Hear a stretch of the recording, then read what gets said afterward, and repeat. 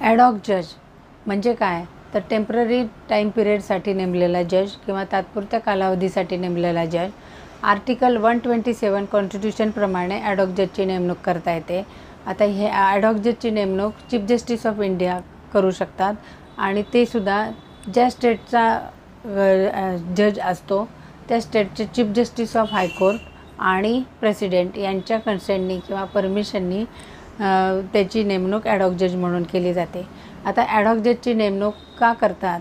तर सुप्रीम कोर्टामध्ये कुठलेही एखादं मॅटर चालण्यासाठी जर परमनंट जजेसचं जे कोरम असतं, कोरम म्हणजे नंबर ऑफ जजेस किती लागतात त्याप्रमाणे जर ते फुलफिल होत नसेल तर ॲडॉक जजची नेमणूक केली जाते.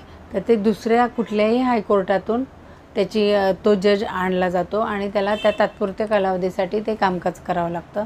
याला ॲडॉक जज म्हणतात. आता ॲडॉक जजची जी अपॉइंटमेंट आहे ती होण्यासाठी तो जज आहे त्याला सुप्रीम कोर्टाचा जज होण्यासाठी जेवढं क्वालिफिकेशन लागतं ते पूर्ण केलं तरच त्याला ॲडॉक जज म्हणून नेमता येतं.